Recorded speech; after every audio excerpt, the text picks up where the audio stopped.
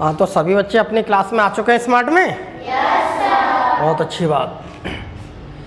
देखिए, सभी बच्चे जो कक्षा 7 में पढ़ते हैं, शांत हो जाए, सभी बच्चे जो कक्षा 7 में पढ़ते हैं उनके पास सबके पास देखो अपनी अपनी विज्ञान भारती है। Yes sir. ठीक, तो आज आपकी जो विज्ञान भारती है उस विज्ञान भारती में आपकी इकाई 8 चल रही है। ठीक है, इकाई है आपकी 8 जिसका नाम है जीवों में श्वसन। और इस जीवों में श्वसन जो है इसकी एक क्लास में पढ़ा चुका हूँ और आज हमारी दूसरी क्लास है। ठीक, दूसरी क्लास में ही आज हम इसके पाठ का समापन कर देंगे। हमारा पाठ क्या है, ये समाप्त हो जाएगा। तो जैसे जैसे हम इसकी थ्योरी पढ़ेंगे, SCERT की एक एक लाइन को जब हम अच्छी ध्यान से पढ़ेंगे उसके बाद क्या करेंगे, हम इसके प्रश्न और आंसर को करेंगे। सीधे इधर ब्लैक बोर्ड यहाँ है कि वहाँ पर चल रहा है ब्लैक बोर्ड?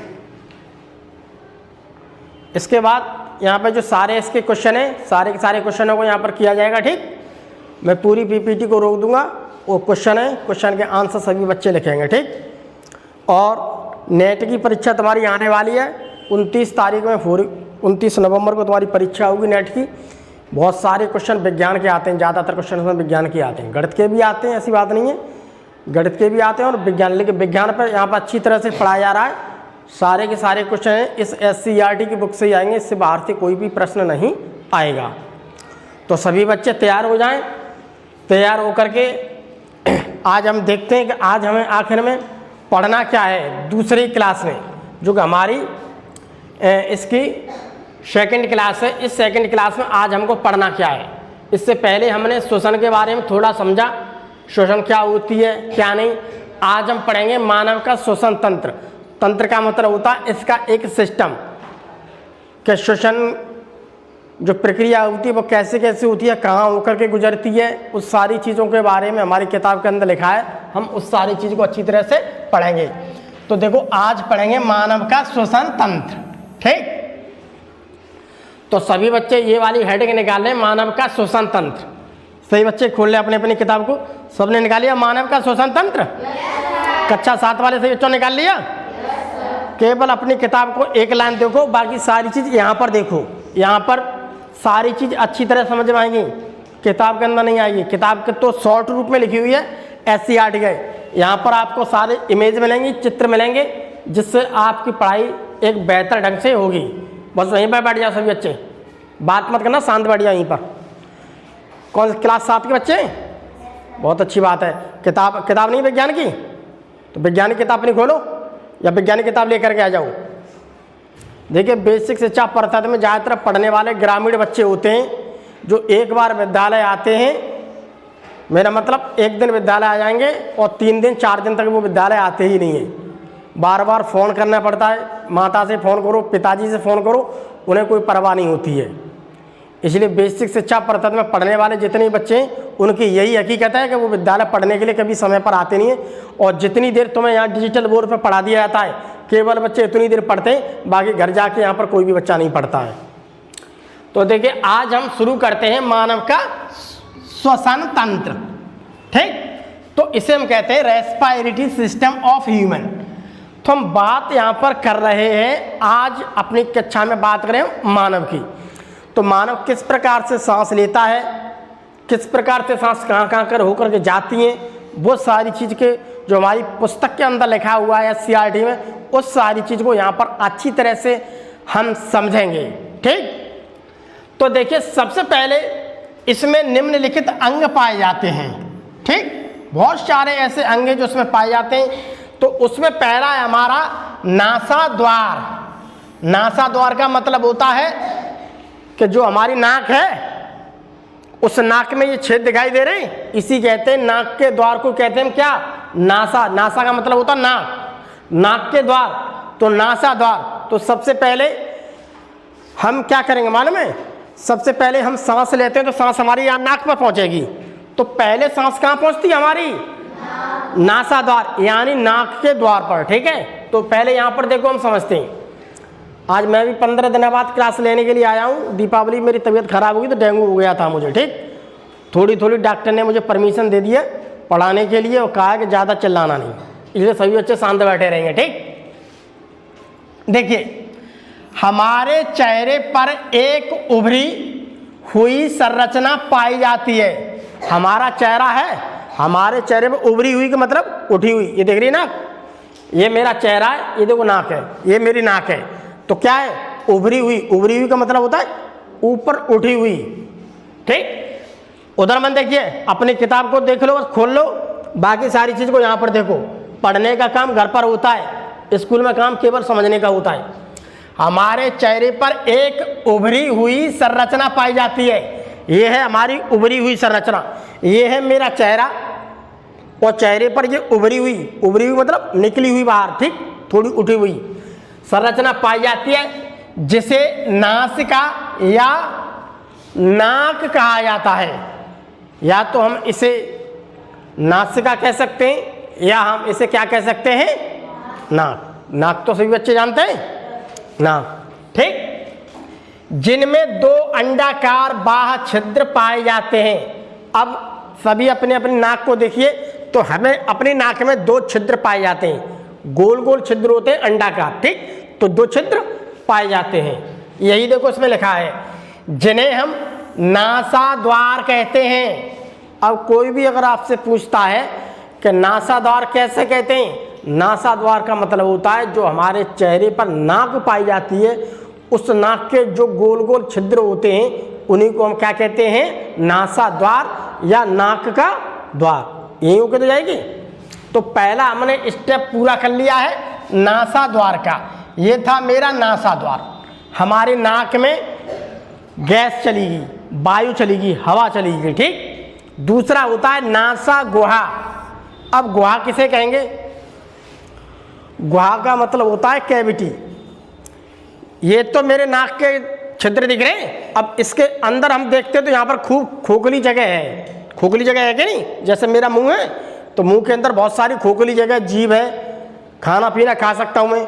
इसी प्रकार से ये नाक है, तो नाक के अंदर उंगली डाल देते हैं तो काफ़ी जगह, तो उसे कहते हैं गुहा। गुहा का मतलब होता है कैविटी, कैविटी का मतलब होता है खाली जगह, ठीक।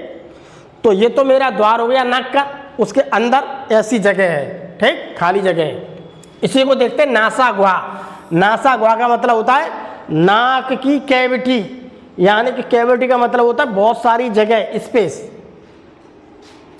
नासिका की गुहा को नासा गुहा या नासिका गुहा कहते हैं।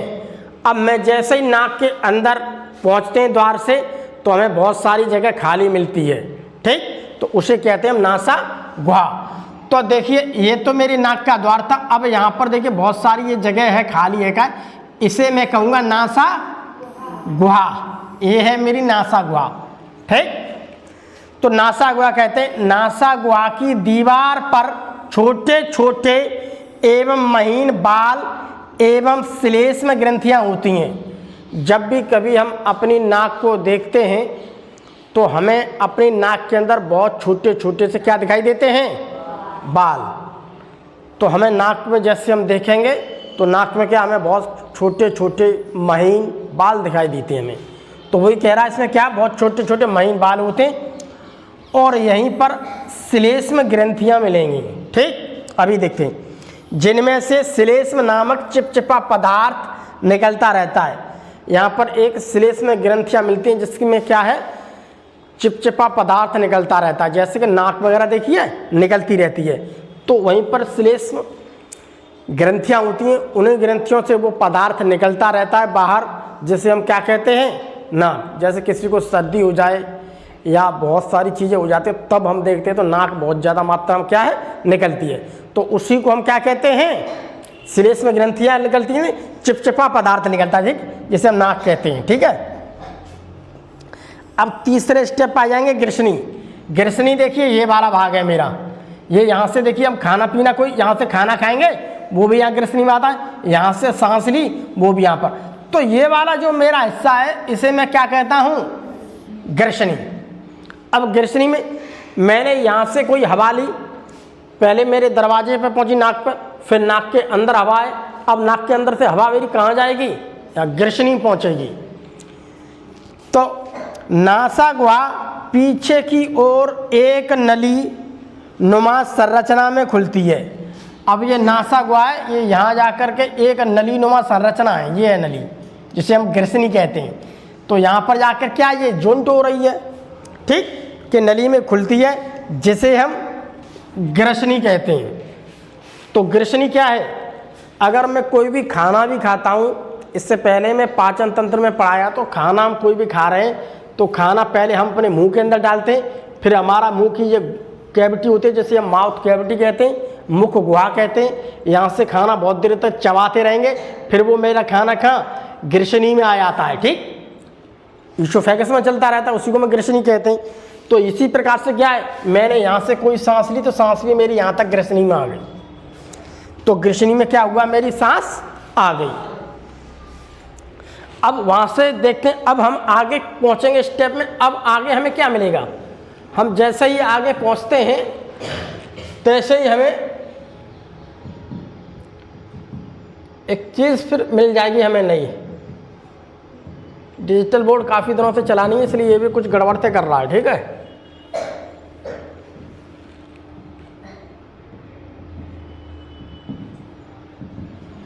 थोड़ा मैं से देखता हूँ, एक सेकंड रुक जाओ।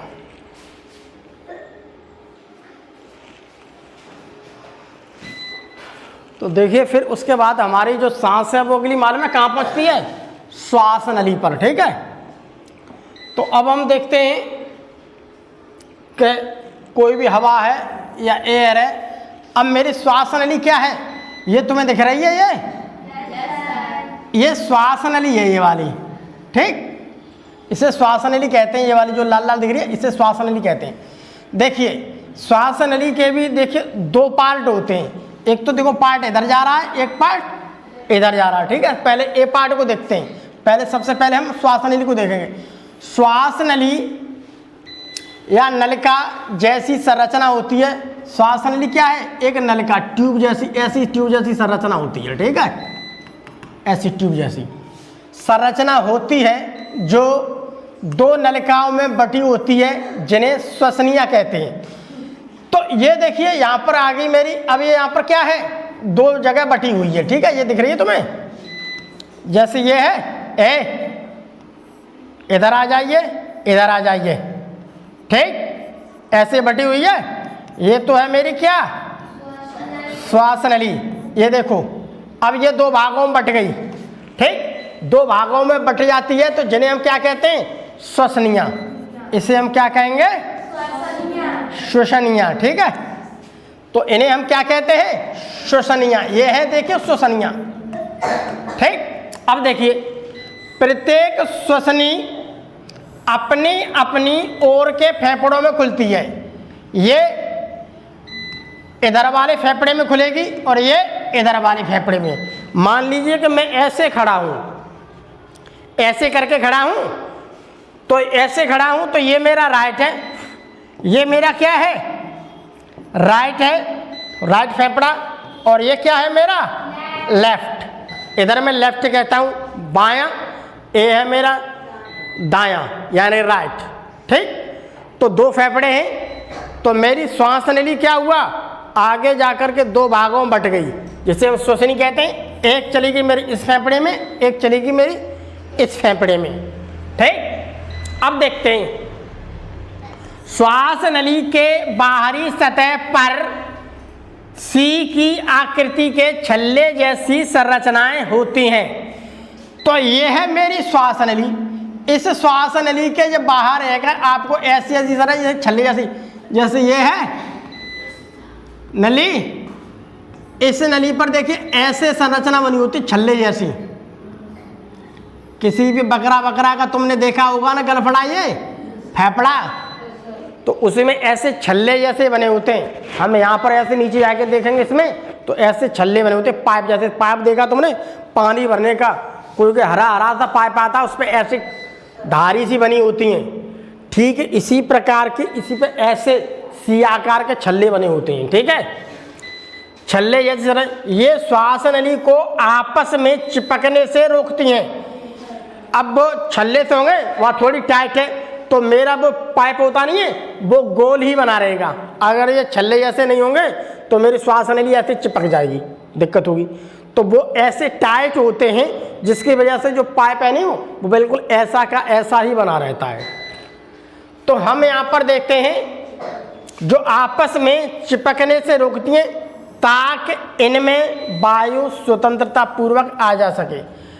अगर वो चिपक जाएगा, ये पूरे पाइप है का, अगर इस पर सी आकार के छल्ले नहीं होंगे तो पाइप चिपक जाएगा। अगर वो पाइप चिपक गया तो मालूम है क्या होगा, तो उसमें हवा न तो जा सकेगी न हवा आ सकेगी। तो इसीलिए क्या होता है, उसमें इस प्रकार के गोल गोल छल्ले होते हैं जिससे वो पाइप ऐसा है ऐसा ही पड़ा रहेगा। इसीलिए पहले भी कभी लोग पानी भरते, तुमने किसी घर वॉशिंग मशीन है, कपड़ा धुलने की मशीन है, या वो वाइब्रेशन है वैसा वाला, हाथ पाथ धुलते हैं, तो उसके नीचे बाजार से पाइप आता है, तो पाइप को देखोगे उस पर गोल गोल ऐसे चूड़ी सी चढ़ी होती हैं। वो इसीलिए होता है कि वो पाइप क्या होता है, वो गोल गोल उसके ऊपर अगर संरचना बनी होगी तो पाइप चिपकेगा नहीं, उसमें आसानी से पानी आ जा सकेगा। इसीलिए यहीं पर हमारे फेफड़ों में दिए, ठीक है। अब ये श्वास नली जो होती हैं, अब ये श्वास नली यहाँ से देखो यहाँ पर ही बैठ गई, ये बड़ी दिख रही है, इसे मैं कहता हूँ क्या, सेकेंडरी, ठीक। ये है मेरी प्राइमरी, और ये देखो यहाँ से निकल के गई हैं, ये है मेरी सेकेंडरी, और इसमें से भी छोटी निकल के गई, इन्हें कहता हूँ मैं तृतीयक। जैसे जड़ वाला चैप्टर पढ़ा था तुमने, जड़ वाला चैप्टर, मैंने तुम्हें जड़ वाले चैप्टर को पढ़ाया था, मूसला जड़ यानी कि टैप रूट। उसमें एक जड़ बड़ी आती है, उसमें से भी जड़ निकलती हैं, उन जड़ों में से भी जड़ निकल आती है, ठीक। इसी प्रकार से हम यहाँ से कोई सांस ले रहे हैं, ऊपर से मैंने सांस ली है, वायु ऑक्सीजन ली है, तो ऑक्सीजन यहाँ पर आएगी, यहाँ करके ऐसे करके इनमें बट जाएगी फेफड़ों में, ठीक, ऐसे करके। तो यहाँ पर क्या है, ऑक्सीजन आ रही है और CO2 जा रही है। तो हम नाक से क्या काम कर रहे हैं, हम नाक से यही काम कर रहे हैं कि ऑक्सीजन को लेते हैं, CO2 को निकाल देते हैं, ऑक्सीजन को लेते हैं, CO2 को निकाल देते हैं। तो ये प्रक्रिया देखिए यहाँ पर इतनी चलती रहती है, और इसे मैं कहता हूँ श्वास नली, और इसे कहता हूँ मैं श्वसनिया। अब ये प्राइमरी श्वसनिया, द्वितीयक श्वसनिया और तृतीयक श्वसनिया हो सकती हैं, ठीक, जिस प्रकार से हमारी जड़ें होती थी। थोड़ा हम और आगे बढ़ते हैं। अब आकर के यहाँ पर देखिए, फेफड़े हमारे शरीर में एक जोड़ी पाए जाते हैं। अब किसी प्रकार से प्रश्न आ जाता है कि जो मानव का शरीर होता है, मानव के शरीर में फेफड़ों की संख्या कितनी होती है, 2 होती है। कितनी जोड़ी होती है, तो 1 जोड़ी है। तो फेफड़ों की संख्या यहाँ पर कितनी है, 2। अगर हम जोड़ी की बात करते हैं तो 2 को हम क्या कहते हैं, 1 जोड़ी, ठीक। तो पहली बात ये ध्यान रखिए, जो हमारी किताब के अंदर रखी है कि मानव के शरीर में फेफड़ों की संख्या 2 होती है।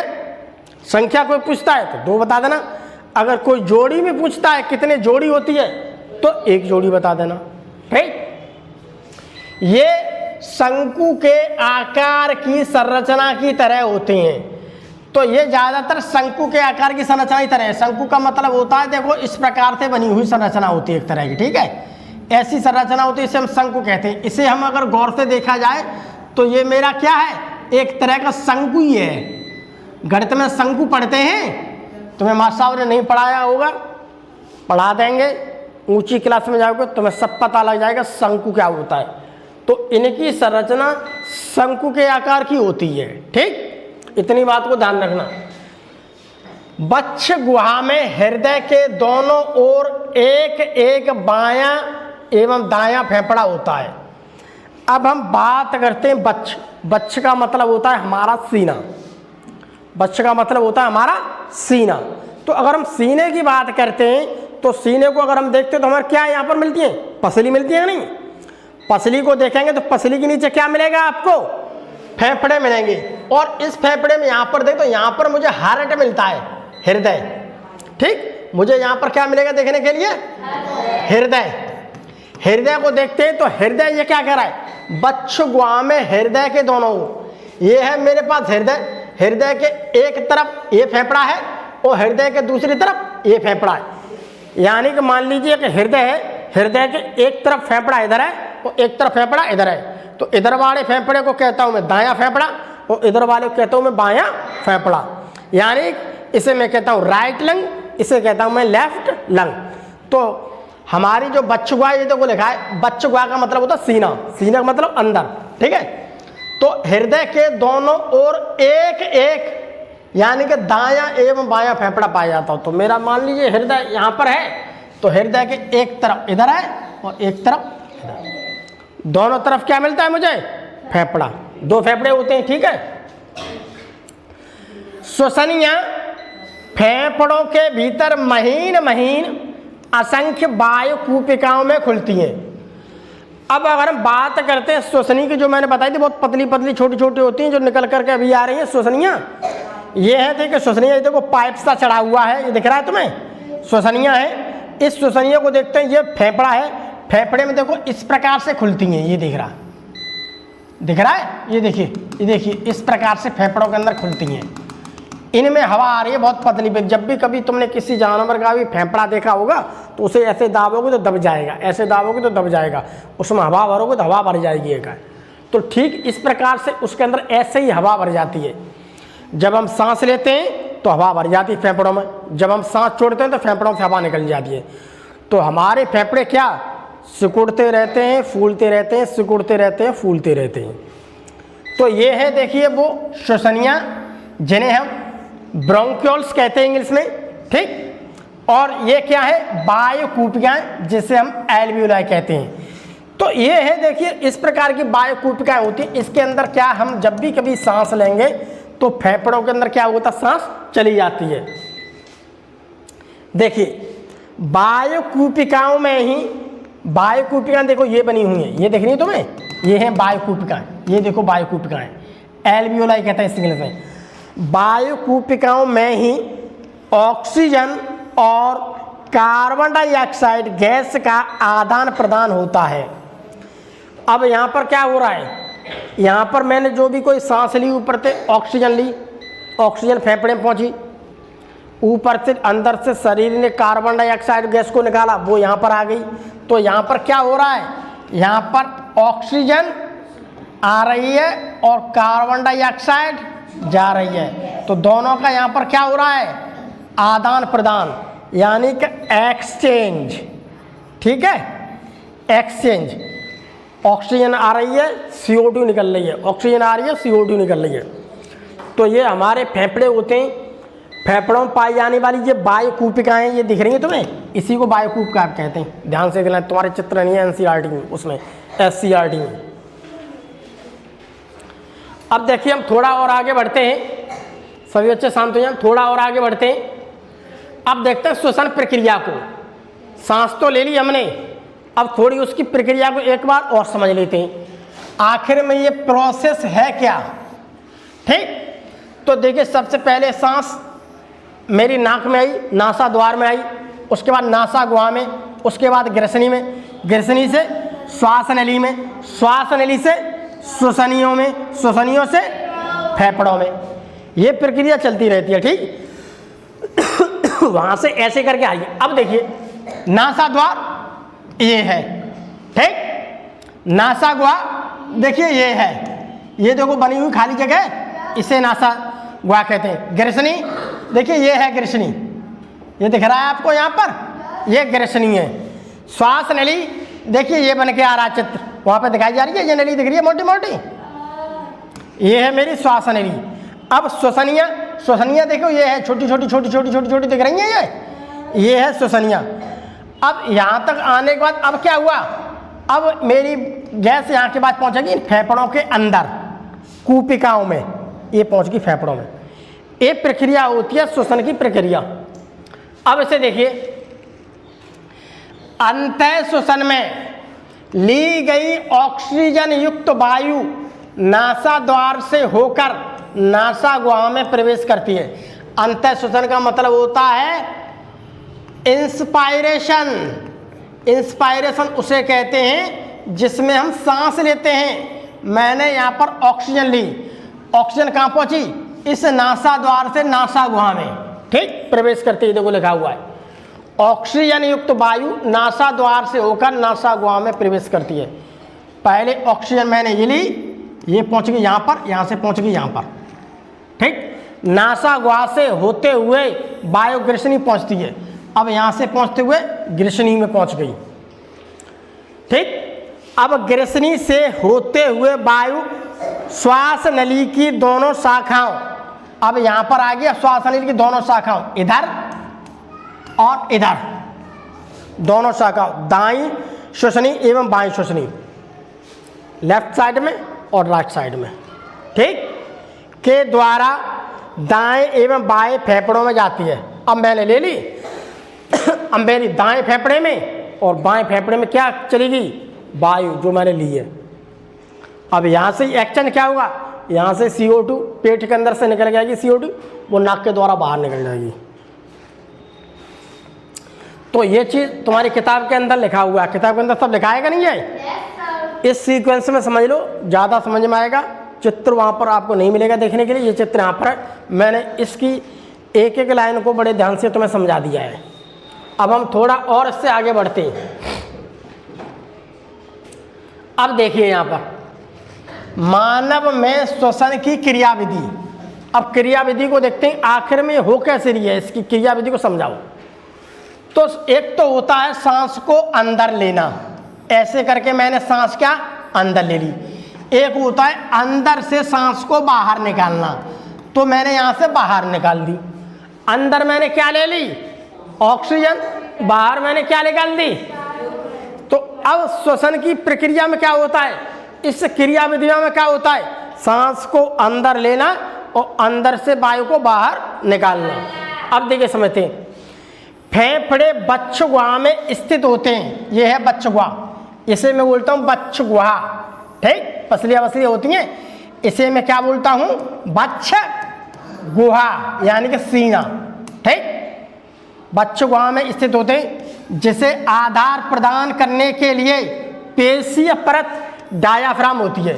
ये है देखिए डायाफ्राम, ये दिख रहा है तुम्हें, इसे कहता हूँ मैं डायाफ्राम। डायाफ्राम, तो डायाफ्राम क्या होता है, इसको एक पेशीय परत इस प्रकार की सपोर्ट प्रदान करता है नीचे से। ठीक, अब देखिए यहां पर देखते हैं सांस को अंदर लेना। डायाफ्राम अंतः श्वसन के समय नीचे की ओर गति करती है। जैसे ही हम सांस लेंगे, जैसे ही मैं सांस लूंगा तो ऐसे मेरा डायाफ्राम क्या है, नीचे की ओर गति करने लगेगा, क्योंकि फेफड़ों में क्या भर रही है, हवा भर रही है, तो वो नीचे की ओर क्या करता है, गति, जिसके परिणाम स्वरूप बच्च गुहा का आयतन बढ़ जाता है और वायु फेफड़ों में प्रवेश कर जाती है।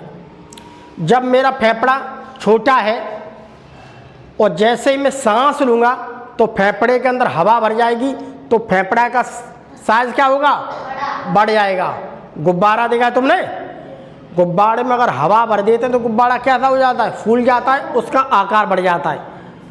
जैसे गुब्बारे से हवा निकाल देंगे वो पिचक जाएगा। इसमें जैसे ही हवा भर रही है तैसे ही फेफड़ों का क्या होता है, इसमें देखो कह रहा है आयतन बढ़ जाता है। अगर मैं सांस लूँगा बहुत ज़्यादा तो मेरा जो सीना वगैरह है नहीं, जब फेफड़ों का साइज बढ़ेगा तो सीने के भी साइज बढ़ जाएगा एकदम। ठीक, पुलिस की भर्ती देखने के लिए लोग जाते हैं तो लंबी सांस ले लेते हैं, बहुत लंबी सांस लेंगे और निकालेंगे तो क्या उसको दिखाते हैं कि सीना मेरा अधिक है, इस वजह से। ठीक है, तो परिणाम स्वरूप क्या होता है, वायु बढ़ जाती है और उसका आयतन बढ़ जाता है। अब यहाँ पर क्या है, उच्च वसन में क्या करेंगे, जैसे ही हम सांस बाहर निकालेंगे CO2, पहले मैंने सांस ले ली फिर बाहर निकाल रहा हूँ मैं, तो जैसे बाहर निकालेंगे तो डायाफ्राम क्या है, पसलियाँ नीचे की ओर गति करती हैं और डायाफ्राम ऊपर की ओर अपनी पूर्व स्थिति में आ जाता है। जैसे हवा निकलेगी तैसे डायाफ्राम ऊपर आ जाएगा। ठीक है, अर्थात इस क्रिया में हमारे बच्चे फैलते एवं सिकुड़ते रहते हैं। जैसे हम सांस लेते रहेंगे या दौड़ लगाएंगे तो हम जल्दी जल्दी सांस लेंगे तो मेरे फेफड़े सिकुड़ते रहेंगे, सिकुड़ते रहते हैं, सिकुड़ते रहेंगे, फूलते रहेंगे, सिकुड़ते रहेंगे, फूलते रहेंगे। तो अभी भी अगर प्रक्रिया, अभी तो इस समय पे हम ज़्यादा काम नहीं करें, खड़े हैं या बैठे हैं, तब भी हम सांस ले रहे हैं, तो सांस लेने की प्रक्रिया क्या है, वो 24 घंटे होती रहती है। अगर 2 मिनट के लिए सांस रोक देंगे किसी की तो वो व्यक्ति क्या होगा, मर जाएगा। तो सांस लेने की प्रक्रिया पहली बात 24 घंटे चलती है। दूसरी बात, अगर हम ज़्यादा काम करेंगे, दौड़ेंगे तो सांस अधिक लेंगे, बहुत तेज हमारी सांस हो जाएगी। फेफड़े फूलेंगे सिकुड़ेंगे, फूलेंगे सिकुड़ेंगे। तो इस प्रकार की प्रक्रियाएं होती रहती हैं। तो इसी प्रकार की प्रक्रिया होती है। अब हम थोड़ा आगे देखते हैं अंतः श्वसन में। पहले देखिए, अंतः श्वसन में ली गई ऑक्सीजन कोशिकाओं में उपस्थित ग्लूकोज का कार्बन डाइऑक्साइड तथा जल में विखंडित कर देती है। इसे मैं इससे पहले पढ़ा चुका हूं, फिर दोबारा समझ लो।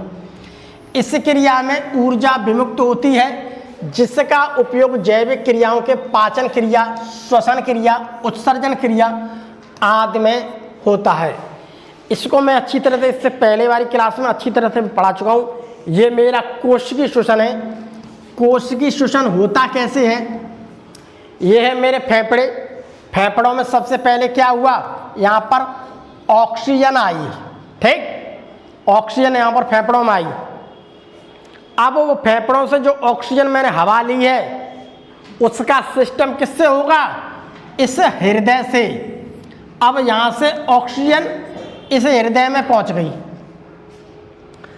अब यहाँ से इसने क्या किया, यहाँ से इसमें चल रही है नसें रक्त की, पूरे शरीर में दौड़ी है। अब यहाँ पर क्या करेगा, इस ऑक्सीजन को ये हृदय खून में मिला देगा तुम्हारे रक्त में। देखो, ऑक्सीजन युक्त रक्त अर्थात शुद्ध रक्त। अब इसने क्या किया, जो ऑक्सीजन हमने ली है उस ऑक्सीजन को हृदय क्या करेगा, मेरा खून है पूरे शरीर में दौड़ रहा है, उस खून के अंदर वो ऑक्सीजन को डाल देगा, ये डाल देगा। अब क्या हुआ, वो ऑक्सीजन गैस थी वो इस खून में मिल गई। खून क्या है, लिक्विड। लिक्विड में क्या मिल गई, गैस। तो अब वो खून के अंदर में क्या मिल गई तुम्हें, ऑक्सीजन मिली हुई है। अब वो ऑक्सीजन कहाँ पर पहुँच गई, यहाँ पहुँची शरीर के पास में। तो शरीर है, उस शरीर की छोटी छोटी कोशिकाएं होती हैं। कोशिका का चैप्टर भी मैंने अच्छी तरह से पढ़ा दिया है सब बच्चों ने पढ़ा है। अब तुम घर जाके नहीं पढ़ते हो, इसका मेरे पास इलाज नहीं है। मेरे पास इलाज है केवल एक क्लास में पढ़ाने का। और बेसिक शिक्षा परिषद के बच्चे तो कभी घर पे पढ़ते ही नहीं है, उन्हें तो जबरदस्ती सरकार के द्वारा हाँका जा रहा है। सरकार कहती है कि बच्चों को होशियार करो, होशियार करो, और बच्चा कोई पढ़ना ही नहीं चाहता है। सरकार धकाधक प्रेशर दे रही है अधिकारियों के द्वारा। अधिकारी धकाधक प्रेशर देते हैं मास्टरों पर कि बच्चों को पढ़ाओ। और बच्चों को पढ़ाने के लिए देख रहा हूँ, दीपावली के 15 दिन बाद देख रहा हूँ बच्चों की संख्या जितनी 7 है, पूरे बच्चे उपस्थित नहीं हुए क्लास में फिर भी। और सरकार बार बार प्रेशर देती है कि पढ़ाओ पढ़ाओ पढ़ाओ। बेसिक शिक्षा परिषद में यही सबसे बड़ी दिक्कत है कि बच्चा यहाँ थोड़ी देर में पढ़ा रहा घंटा और पढ़ लेगा, नहीं कहते बैठा रहेगा, उसके बाद जाके खेलने में लग जाएगा। सरकार आती है, अधिकार मास्टरों को परेशान करते रहते हैं अधिकारी लोग। अब यहाँ से इसने ऑक्सीजन इस कोशिका को दे दी। कोशिका ने क्या किया, हमने जो खाना खाया है उस खाने को ये क्या करती है, कोशिका को अब यहाँ पर ऑक्सीजन मिल गई, ये खाना मिल गया। अब इस खाने को क्या करेगी, वो पचाएगी। तो जब खाने को पचाएगी तो खाने से मुझे क्या मिला है, ग्लूकोज मिला है। तो ग्लूकोज मेरे पास है पहले से, उसे पचाने के लिए ऑक्सीजन आ गई है। अब जैसे ही वो ऑक्सीजन इस ग्लूकोज के साथ में मिलेगी, तैसे ही वो कार्बन डाइऑक्साइड में परिवर्तित हो जाएगी और जल निकलेगा। और यहाँ से ऊर्जा जो निकलेगी, वो ऊर्जा मेरे खाने को अच्छी तरह से डाइजेस्ट कर देगी। और उस ऊर्जा से मुझे क्या मिलेगा, मुझे उस ऊर्जा से क्या एनर्जी मिली है, ताकत मिल रही है, उसी से मैं सारा काम करता रहूँगा। यहाँ पर मुझे ऊर्जा ऐसे मिल रही है। अब यहाँ पर क्या हुआ, जैसे ही मेरी यहाँ पर कार्बन डाइऑक्साइड बना दी इसने, इस सेल ने, कोशिका ने। अब ये कार्बन डाइऑक्साइड देखिए हृदय के पास पहुँच गई रक्त के द्वारा। अब यहाँ से रक्त जा रहा है दूसरा, कार्बन डाइऑक्साइड युक्त रक्त, अर्थात इसे अशुद्ध रक्त कहते हैं। अब ये अशुद्ध रक्त कहाँ पहुँचा, हृदय के पास। अब हृदय से इसने कहाँ पहुँचा दिया, फेफड़ों में। फेफड़ों से क्या हुआ, हमने इसे बाहर निकाल दिया। ये प्रक्रिया चलती रहती है कोशिकीय श्वसन में। कोशिकीय श्वसन को समझने के लिए एक बार नहीं, कम से कम 20 बार किताब पढ़नी पड़ेगी तुम्हें। पढ़ाने के लिए टीचर एक्सपर्ट हो, पढ़ने के लिए बच्चे हों। बच्चा कुछ नहीं, तुमसे ज़्यादा पढ़ने वाले बच्चे इंग्लिश मीडियम के बच्चे देखें, सीबीएसई बोर्ड के पढ़ने वाले मोटी फीस देते हैं, वो स्कूल में भी पढ़ते हैं, उसके आकर घर में ट्यूशन में पढ़ते हैं, सारा दिन लगे रहते पढ़े में, तब उनकी समझ में थोड़ा थोड़ा आता कोशिकीय श्वसन। और तुम्हारा तो कोई पता ठिकाना नहीं है, केवल यहाँ पर थोड़ी देर पढ़ोगे खेलने लगोगे। इस प्रकार से ये इस वाले चैप्टर, इस वाले पॉइंट को मैं पिछली क्लास में बहुत अच्छी तरह मैंने ढंग से समझाया है, वहां पर जाके देखना, ठीक है, कोश की शोषण। अब उसके अलावा देखते हैं अन्य जंतुएं। ये तो मैंने मानव की बात की, अन्य जंतुएं वो भी तो शोषण करते हैं। ये हमारे अन्य जंतुओं में शोषण,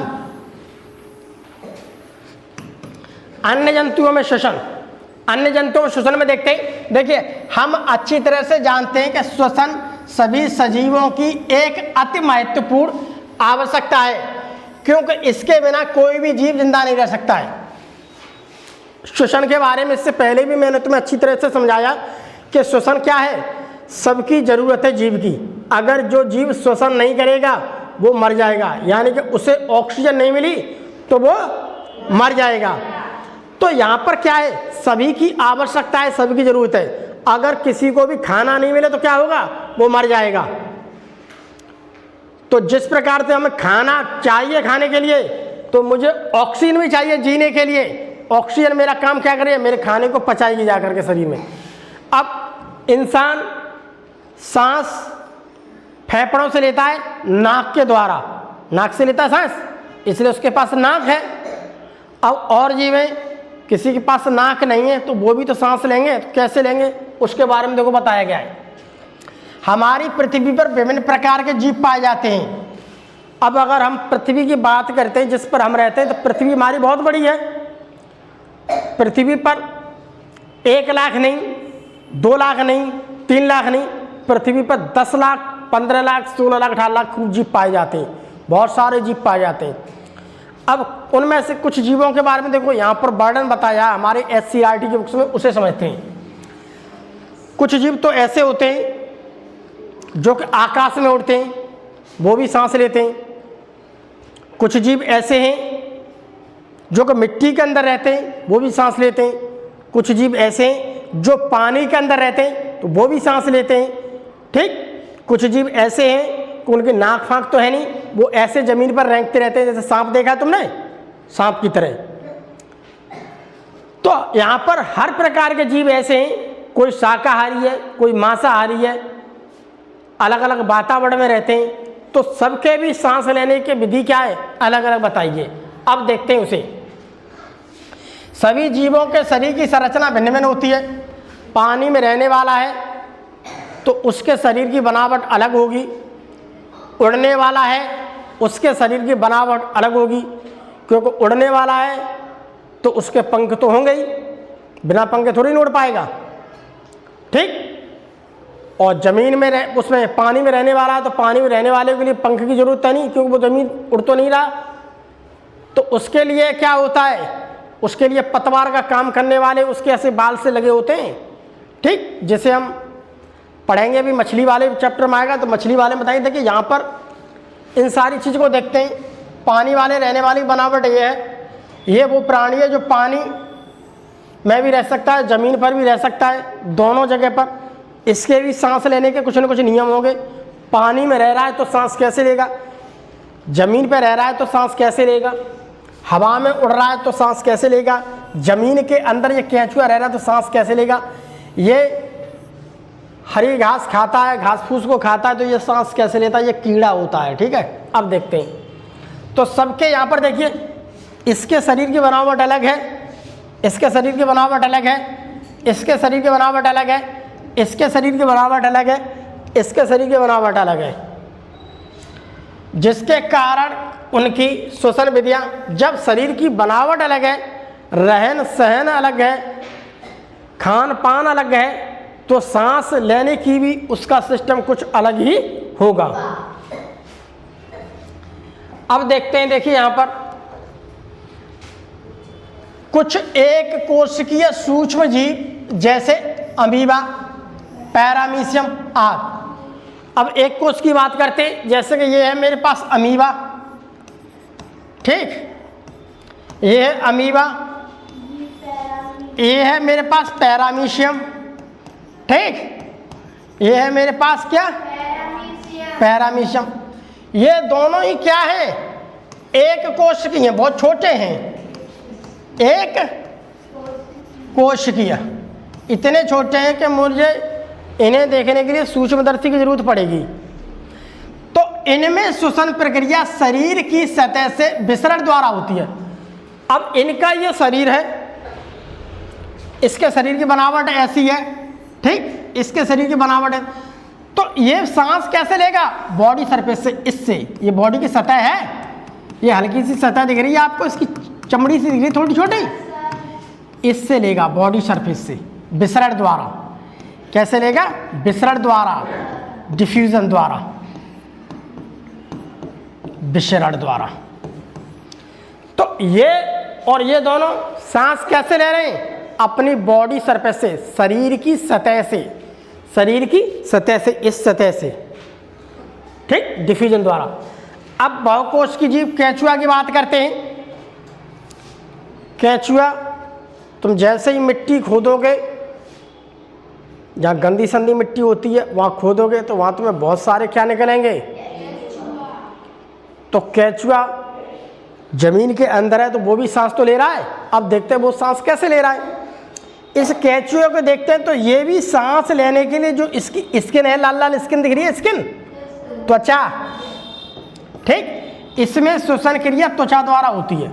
ये है इसकी त्वचा, देखिए ये यहाँ से त्वचा ने क्या किया? कार्बन डाइऑक्साइड निकाल दी और यहाँ से उसी मिट्टी से उसने क्या ले लिया? यहाँ पर ऑक्सीजन। ऑक्सीजन इसी त्वचा से ले रहा है और इसी से क्या? कार्बन डाइऑक्साइड निकाल रहा है। तो इसे हम कहते हैं त्वची श्वसन, त्वचा के द्वारा कर रहा है। ये अपने शरीर की सतह से कर रहा है, ये अपनी त्वचा से कर रहा है। तुमने किसी ने भी देखा होगा कि जब केंचुए को हम देखते हैं तो केंचुए को देखते हैं, कभी तो वो सिकुड़ के छोटा सा हो जाता है, कभी वो बड़ा हो जाता है। उसमें हड्डी वड्डी तो कुछ होती नहीं है, उसे जैसे तोड़ोगे तुम तो टूट भी जाएगा। तो उसकी जो पतली पतली स्किन होती है, खाल होती है, बहुत पतली स्किन होती है, उसी से वो सांस लेता है। उसके पास हमारी तरह नाक नहीं है, नहीं, हमारी तरह फेफड़े हैं उसके अंदर। ये सांस ले रहा जीने के लिए अपनी इस त्वचा से। अगर कोई भी पूछता है कि केंचुआ सांस कैसे लेता है, तो अपनी त्वचा द्वारा लेता है। त्वचा से क्या? CO2 बाहर निकाला है, उसी से क्या? ऑक्सीजन ले रहा है। अब हम थोड़ा और आगे बढ़ते हैं। थोड़ा और आगे बढ़कर के हमने देखिए छोटे छोटे कॉकरोच को देखा, जो कीड़े होते हैं। तो ये है मेरा कॉकरोच, कॉकरोच एवं अन्य कीट। कॉकरोच क्या है? मेरा कीट है, कीड़ा है, कीट, कीट कहते हैं उसे, कीट, इंसेक्ट, ठीक है। तो कॉकरोच क्या है? मेरा इंसेक्ट, कीट है, ठीक है। तो कीटों में श्वसन के लिए उनके शरीर पर पार्श्व भाग में छोटे छोटे अनेक छिद्र पाए जाते हैं। अब ये है मेरे पास केंचुआ, वो क्या कहते हैं? कॉकरोच, ठीक। सभी बच्चे गौर से देखिए कॉकरोच को। ये है कॉकरोच, जिसकी रसोई वगैरह बनी हो उसमें बहुत सारे मिलेंगे। रसोई वगैरह में, घर पर भी बहुत सारे होते कॉकरोच। कॉकरोचों को देखते हैं, इसकी देखिए ऊपर ये दिख रहे तुम्हें, खंड से दिख रहे हैं तुम्हें? तो इससे पार्श्व भाग में छोटे छोटे अनेक छिद्र पाए जाएंगे। यहाँ पर अलग छिद्र पाए जाएंगे, जैसे कि ये यहाँ पर काट के दिखाया गया है। तो ये वो छिद्र हैं, छोटे छोटे छिद्र होते हैं जो हमें तो नहीं दिखाई देंगे। इन छोटे छोटे छिद्रों को हम क्या कहते हैं? श्वास छिद्र। ये भी अपनी तरह सांस ले रहा है, यहाँ से सांस नहीं ले रहा, यहाँ से ले रहा है सांस, ठीक। तो ऑक्सीजन ले रहा है और CO2 को, तो ये ऊपर पाए जाते हैं। ये देखिए पार्श्व छिद्र है, दिख रहे हैं तुम्हें पार्श्व छिद्र, ठीक। जैसे हमने कॉकरोच को देखा, काट पीट के देखोगे तुम्हें ये सारी चीजें मिलेंगी। इसी प्रकार से अगली कंडीशन में देखिए हमने मेढक, मेढक सबने देखा है। मेढक की देखिए खास बात यह है कि मेढक एक उभयचर है। उभयचर उसे कहते हैं जो कि पानी में भी रह सकता है और जमीन पर भी रह सकता है। तो उभयचर उस प्राणी को कह सकते हैं जो पानी में भी रह सकता है और जमीन पर भी रह सकता है, जिसे इंग्लिश में कहते हैं हम एम्फीबिया। एम्फीबिया। एम्फी का मतलब होता है बोथ, बोथ का मतलब होता है दोनों, ये दोनों जगह पर रह लेगा, पानी में भी रह लेगा और जमीन। अब पानी पर रहेगा तो कैसे सांस लेगा अभी देखते हैं। जब जल में होता है तब श्वसन अपनी त्वचा द्वारा करता है। ये है इसकी त्वचा, दिख रही है ये दिख रही है ऊपर इसकी स्किन मोटी मोटी हरी हरी। अब ये पानी के अंदर चला गया, तालाब के अंदर चला गया, नदी के अंदर है, कुएं के अंदर पड़ा हुआ है, पानी में है, तो अब ये सांस यहाँ से ले रहा है। ये देखिए त्वचा काट के मैंने बताई ऐसे ऐसे छिद्र होता है, ऐसे ऐसे देखो छिद्र होते हैं, ठीक, ऐसे ऐसे छिद्र होते हैं। ये त्वचा है, यहाँ से क्या करेगा, ये ऑक्सीजन लेगा और यहाँ से CO2 को निकाला। अब ये पानी में है, तब जब पानी में है तो त्वचा द्वारा कर रहा है, जब ये जमीन पर है, स्थल पर होता है, तो ये श्वसन फेफड़ों द्वारा करता है। अब पानी से निकलकर जैसे जमीन पर आ जाएगा तैसे अब ये सांस यहाँ से लेगा, नाक से, अब यहाँ से लेगा, ठीक। अब सांस कहाँ से लेगा, वहाँ से लेगा और अंदर फेफड़ों में पहुँचेगी सांस। तो ज़्यादातर जितने ज़मीन पर हैं वो फेफड़ों का यूज करते हैं, ज़्यादातर ज़मीन पर रहने वाले जितने बहुत प्राणी वो सब फेफड़ों का यूज करेंगे, सब फेफड़े मिलेंगे।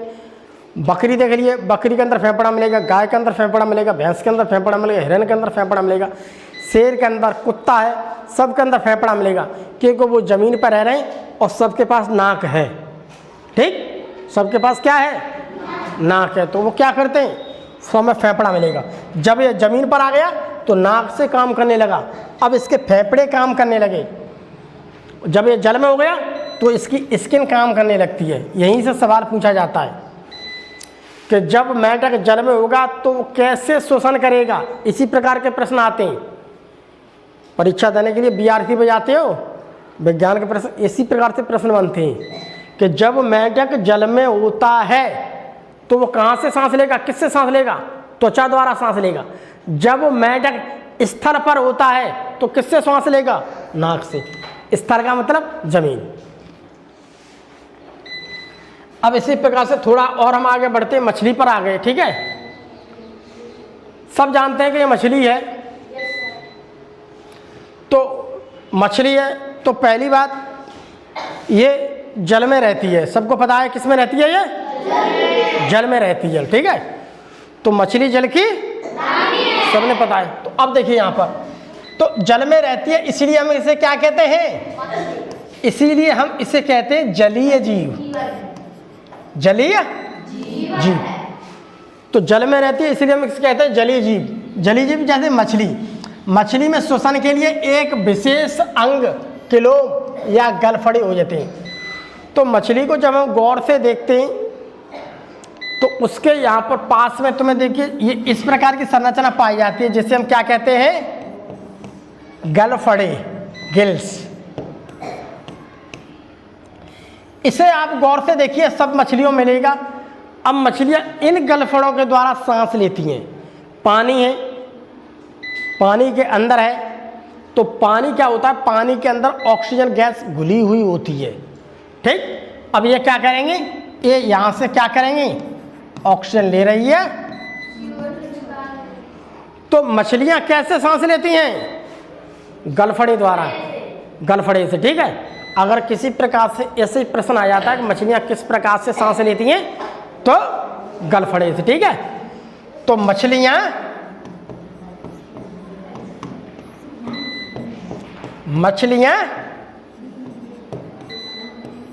गलफड़े से श्वसन करती हैं, ठीक है, गलफड़े से श्वसन करती हैं।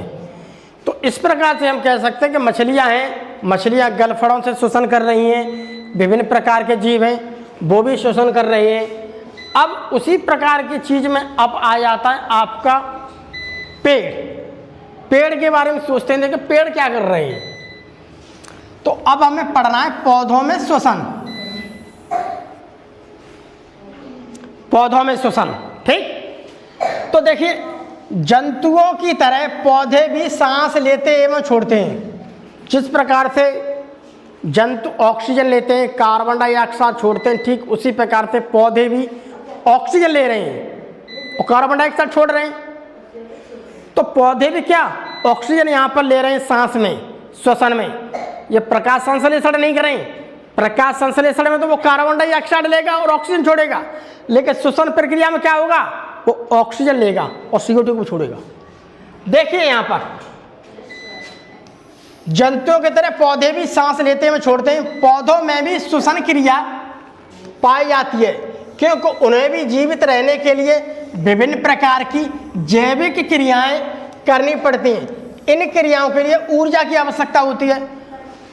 पौधा भी अपना कोई ना कोई काम करेगा। उसने अपना खाना बनाया है, प्रकाश संश्लेषण में मान लीजिए कि उसने खाना बना लिया ग्लूकोज। अब खाना बनाने का वो भी तो अपने खाने को पचाएगा, उसे भी खाने को पचाने के लिए क्या करेगा, वो भी अपने खाने को किसी भी चीज़ में काम करने के लिए उसे भी ऊर्जा की जरूरत पड़ेगी। ऊर्जा की जरूरत के लिए क्या होगा, वो ऑक्सीजन गैस लेगा, उसे ऊर्जा मिलेगी। जब ऊर्जा निकलेगी तो अब देखते हैं यहाँ पर पौधों में सांस लेने एवं छोड़ने के लिए जंतुओं की तरह अंग नहीं होते, बल्कि पत्तियों में सूक्ष्म छिद्र पाए जाते हैं, जिन्हें हम स्टोमेटा कहते हैं। ये है मेरे पास पत्ती, ये है मेरे पास पत्ती। जब हम पत्ती की ऊपरी सतह को देखते हैं तो उस ऊपरी सतह पर मुझे क्या मिलते हैं देखने के लिए, रंध्र। ये है स्टोमेटा, ये दिख रहे हैं स्टोमेटा, ये देखिए दिख रहे हैं स्टोमेटा। तो पौधे भी श्वसन करते हैं स्टोमेटा द्वारा,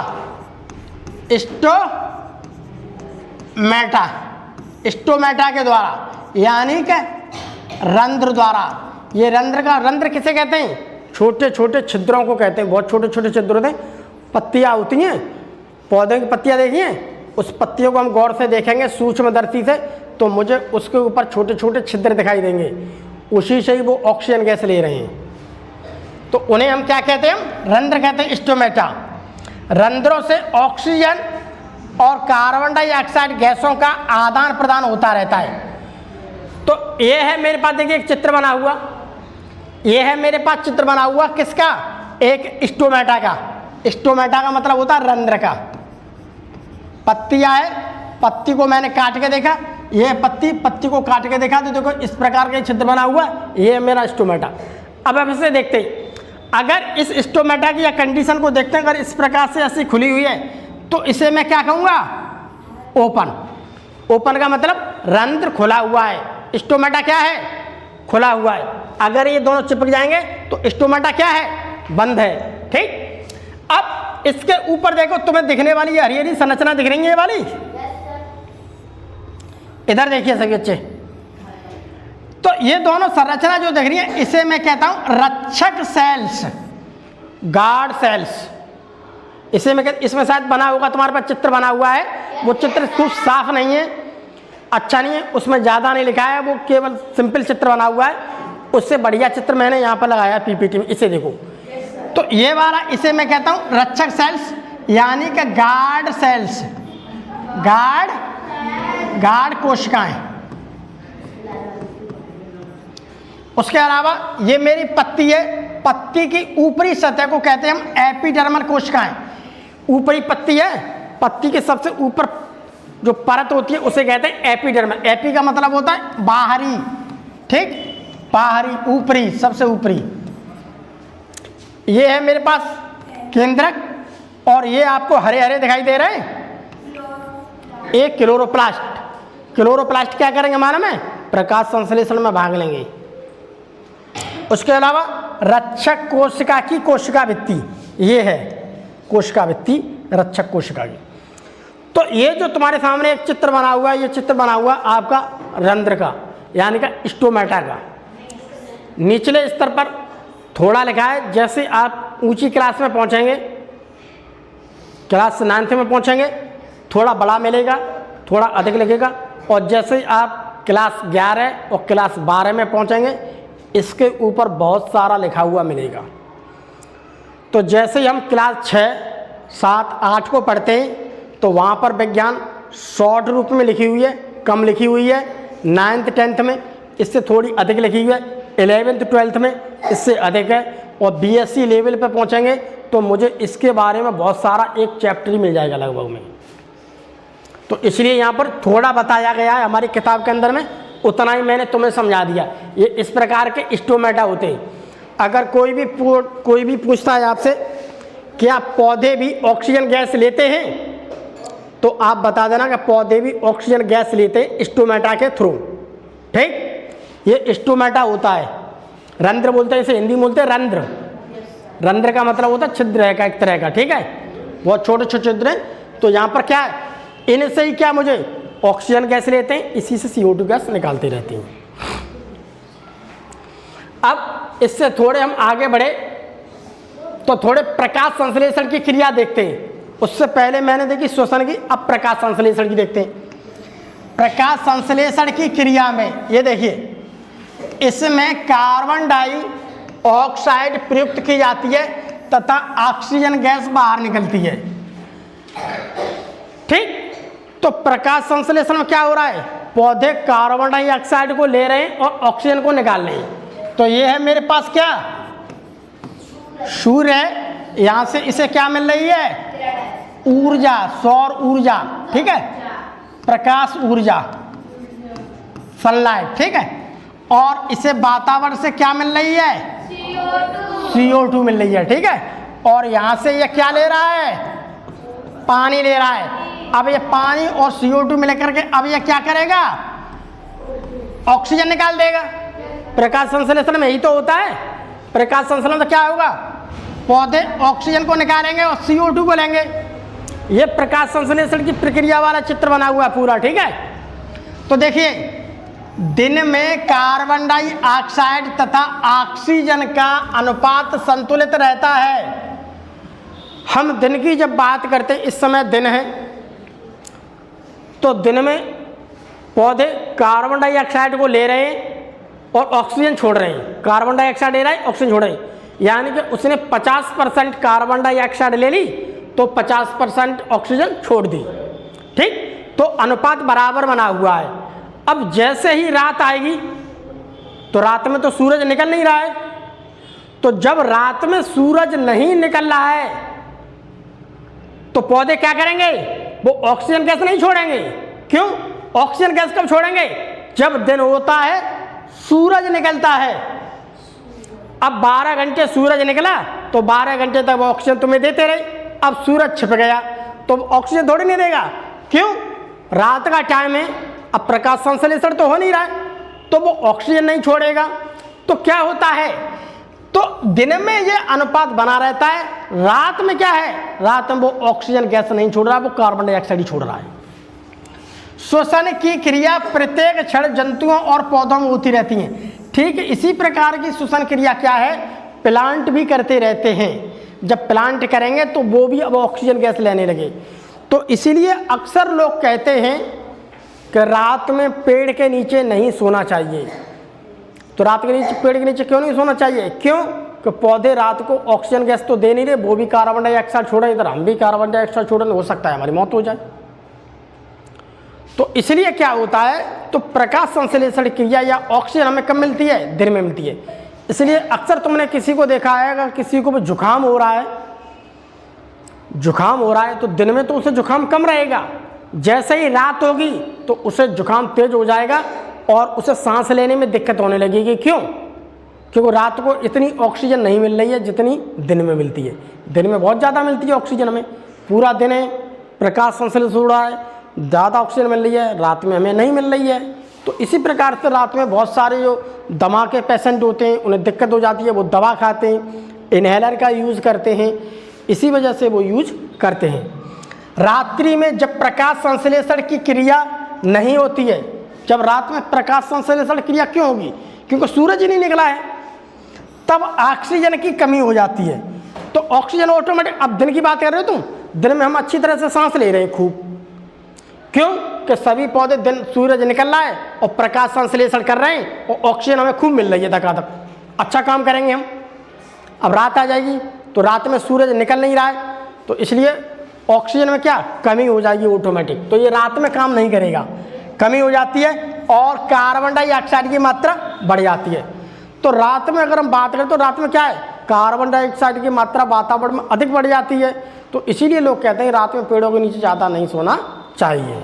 ज़्यादातर लोग मना करते हैं। ठीक है, तो ये सारी बातें हमारी किताब के अंदर लिखी हुई हैं जो कि मैंने तुम्हें समझा दी। ठीक, अब देखिए कुछ क्वेश्चंस दे रखे हैं और हम उनके सॉल्यूशंस को देखेंगे। हमारा अध्याय इकाई 8 हमारी खत्म हो गई है, लेक्चर 2 में हमने खत्म कर दिया। अब इसके कुछ प्रश्न हैं, उस प्रश्नों को थोड़ा आप देख लो। देखिए पहला प्रश्न है, निम्नलिखित में सही विकल्प छांटकर अपनी अभ्यास पुस्तिका में लिखिए। तो अभ्यास पुस्तिका में देखिए, काकरोच में श्वसन होता है श्वास रंध्रों द्वारा। अभी काकरोच के बारे में पढ़ाया था, फेफड़ों से तो काकरोच करते नहीं है, गिल्स से मछलियां करती हैं, त्वचा द्वारा हमारा केंचुआ करता है। तो श्वास रंध्र किस में पाए जाते हैं? काकरोच में। तो काकरोच के लिए ये कर दो। ठीक, अब देखिए श्वासोच्छ्वास में किसकी भूमिका नहीं होती है? श्वासोच्छ्वास में देखिए पसलियों की भूमिका नहीं होती है। डायाफ्राम पूरा काम करेगा, फेफड़े पूरा काम करते हैं, नासा द्वार से हवा जाएगी, पसलियों का कोई रोल नहीं होता है। पसलियों पर कर लो। ठीक, अगला देखो, अगला देखिए, सी के आकार के छल्ले जैसी संरचना होती है। सी के आकार की छल्ले जैसी संरचना, सी के आकार की छल्ले जैसी संरचना किसमें होती है? यह है मेरी श्वास नली। ठीक, इसी पर देखो ऐसे बने होंगे छल्ले से बहुत सारे। ठीक, फिर ये आगे जाती है, ऐसे करके दो भागों में बट जाती है। ठीक, तो ये है मेरे पास क्या? श्वास नली। तो श्वास नली पे क्या होता है? सी आकार के छल्ले जैसी संरचना होती है। ठीक, अब आगे देखिए, अगला प्रश्न देखिए, रिक्त स्थानों की पूर्ति करिए। नासिका की गुहा, नासिका की गुहा मालूम है? नाक की गुहा, जो नाक है उसके अंदर की खाली जगह को क्या कहते हैं? नासा गुहा। नासा गुहा लिख लीजिए। नासा गुहा की दीवार पर श्लेष्म ग्रंथियां पाई जाती हैं। ये श्लेष्म ग्रंथियां मालूम क्या है? नाक निकलती रहती है मेरी। ठीक, व्यायाम करते समय श्वसन दर बढ़ जाएगी। अभी हम पढ़ा रहे हैं, चल रहे हैं, तो यहाँ पर मैं मीडियम सांस ले रहा हूँ। अगर मैं व्यायाम एक्सरसाइज करने लगूंगा, बहुत तेज काम करने लगूंगा या दौड़ने लगूंगा, तो मेरी सांस क्या होगी? सांस क्या होगी मेरी? सांस मेरी बढ़ जाएगी। ठीक, काकरोच श्वास रंध्र द्वारा श्वसन करते हैं। अभी तो मैंने थोड़ी देर पहले पढ़ाई है पिछले में। काकरोच कैसे करते हैं श्वसन? श्वास रंध्रों द्वारा। ठीक, श्वसन क्रिया में ऊर्जा खर्च होती है। जैसे ही सांस करेंगे उसमें क्या होगी? मेरी ऊर्जा खत्म होगी। ठीक, अभी ये चैप्टर खत्म हो जाए, फिर मुझे दवा खानी है अपनी डेंगू की। ये सबने उतार लिया?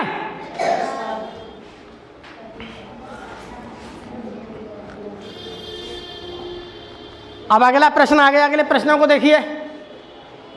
अगला देखिए प्रश्न क्या है,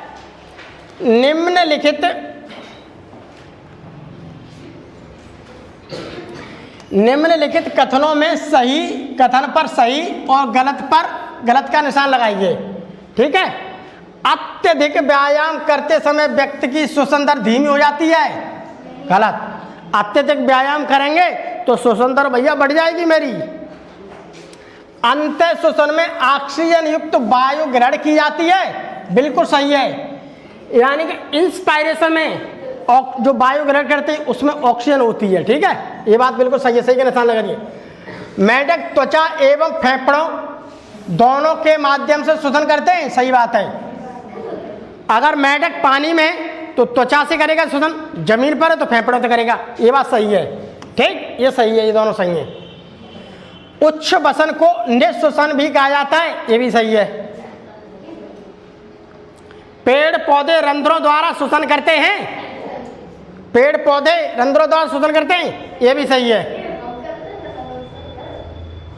क्या गलत कहाँ है? सही तो है। अब देखिए सही मिलान कीजिए। अंत श्वसन में ऑक्सीजन ग्रहण की जाती है। देखिए अंत श्वसन में ऑक्सीजन ग्रहण की जाती है, ये देखिए। ठीक, इंस्पायरेशन कहते हैं इंग्लिश में, ऑक्सीजन ग्रहण। श्वासोच्छ्वास, श्वासोच्छ्वास क्या है मेरी? श्वासोच्छ्वास है अंत्य श्वसन एवं उच्च वसन, दोनों को मिलाकर के हम श्वासोच्छ्वास कहते हैं। यानी कि इंस्पायरेशन और एक्सपायरेशन दोनों मेथड को मैं क्या कहता हूं? श्वासोच्छ्वास, ब्रीथिंग। निःश्वसन, निःश्वसन वो होती है जिसमें कार्बन डाइऑक्साइड छोड़ी जाती है। बच्च गुहा में फेफड़े स्थित होते हैं। लगाइए, सबने लगा लिया? आगे बढ़ूं मैं? अब देखिए अगला प्रश्न आ गया। प्रश्न 1 है, श्वसन क्या है? श्वसन क्या है? श्वसन एक प्रक्रिया होती है जिसमें वातावरण की ऑक्सीजन युक्त वायु शरीर के अंदर जाती है और शरीर से अनुपयोगी पदार्थ जैसे कि कार्बन डाइऑक्साइड और वाष्प बाहर निकलती रहती हैं। पहले प्रश्न का आंसर, ठीक। प्रश्न 2, श्वासोच्छ्वास से आप क्या समझते हैं? श्वासोच्छ्वास में ऑक्सीजन ग्रहण की जाती है और कार्बन डाइऑक्साइड छोड़ी जाती है। इसमें किसी जीव और इसके पर्यावरण के बीच गैसों का आदान प्रदान होता है। ये तुमने लिख लिया? अभी उतार लेना, पहले से समझ लो, ठीक। इसको अभी उतार लेना। अभी थोड़ी देर बाद पीपीटी रोक दूंगा मैं। अभी क्लास खत्म करता हूँ, पीपीटी रोक दूंगा मैं। अगला प्रश्न देखिए, श्वासोच्छ्वास और श्वसन में अंतर स्पष्ट कीजिए। श्वासोच्छ्वास और श्वसन में, श्वासोच्छ्वास का मतलब होता है ब्रीदिंग, सांस का लेना, आदान प्रदान करना। कोशिकीय श्वसन, श्वसन को मैं क्या कहता हूं? कोशिकीय श्वसन। इस प्रक्रिया में एंजाइम उपयोग नहीं होते हैं, जबकि इस प्रक्रिया में एंजाइम उपयोग होते हैं। इसमें ऊर्जा मुक्त नहीं होती है और इसमें ऊर्जा मुक्त होती है। पिछली क्लास में भी मैंने पढ़ाया था। यह भौतिक प्रक्रिया है जिसमें ऑक्सीजन ग्रहण की जाती है और कार्बन डाइऑक्साइड छोड़ी जाती है। यह जैविक प्रक्रिया है, एक बायोकेमिकल प्रोसेस है, ठीक। एक जैविक प्रक्रिया है, एक बायोलॉजिकल प्रोसेस है जिसमें ऑक्सीजन मिलने से ग्लूकोज का विखंडन कार्बन डाइऑक्साइड और जल में हो जाता है। जो भी मैंने खाना खाया है वो है मेरा क्या? ग्लूकोज। वो क्या है मेरा? ग्लूकोज। और मैंने सांस ली तो मुझे क्या मिल गई? ऑक्सीजन। अब इसका ग्लूकोज का कर दूंगा विखंडन, कार्बन डाइऑक्साइड और जल में हो जाएगा और ऊर्जा निकलेगी यहां पर।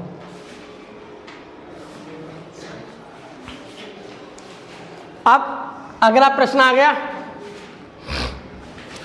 कि मानव के श्वसन अंगों का सचित्र वर्णन कीजिए। ये श्वसन अंग ये हैं, इसका चित्र बनाइए, ठीक। ये मानव के श्वसन अंग। अब पौधे किस प्रकार श्वसन करते हैं?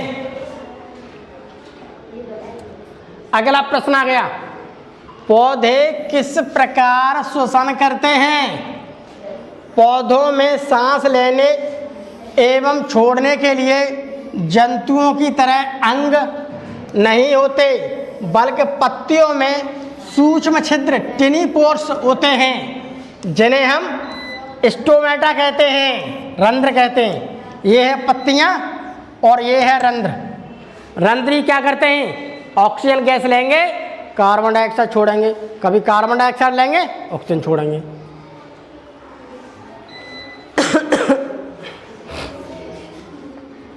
अब एक और प्रश्न आ गया, ये देखिए, रात्रि में वृक्षों के नीचे क्यों नहीं सोना चाहिए? अभी मैंने बात की थी पेड़ के नीचे नहीं सोना चाहिए। ये देखिए प्रश्न आ गया तुम्हारा। पेड़ पौधे दिन में सूर्य के प्रकाश में प्रकाश संश्लेषण करते हैं। इस प्रक्रिया में वे ऑक्सीजन का उत्सर्जन करते हैं, यानी कि ऑक्सीजन गैस दिन में छोड़ेंगे, रात में, ठीक, रात में नहीं, और कार्बन डाइऑक्साइड ग्रहण करते हैं। रात्रि में जब प्रकाश संश्लेषण की क्रिया नहीं होती है तो ऑक्सीजन की मात्रा वातावरण में कम हो जाती है तथा कार्बन डाइऑक्साइड का वृक्ष द्वारा उपयोग नहीं होने से इसकी मात्रा वातावरण में बढ़ जाती है। ठीक, कार्बन डाइऑक्साइड एक दूषित गैस है, इसके कारण मनुष्य बीमार हो सकता है या उसकी दम घुटने से मृत्यु भी हो सकती है। इसी कारण रात में पेड़ के नीचे नहीं सोना चाहिए। इसका कारण समझ गए? तो ये हमारा प्रश्न शायद लास्ट वाला प्रश्न था और आज की क्लास हमारी यहाँ पर समाप्त होती है। देखिए, पहले मेरी बात सुनिए। कक्षा 8 की इकाई 8 का आज मैंने समापन कर दिया है। कल मैं कक्षा 7 की चल रही है, कल कक्षा 7 की इकाई 9 में पढ़ाऊंगा। ठीक है, अभी जो तुम्हारे लिए बचा है यहाँ पर जो काम, उस काम के लिए पहले अभी प्रश्न हैं, उन सभी प्रश्नों को कक्षा 7 के स्टूडेंट जो हैं सभी प्रश्न उत्तर उतारेंगे। बाकी 7 वाले बैठ के सभी प्रश्न उतारो यहाँ पर।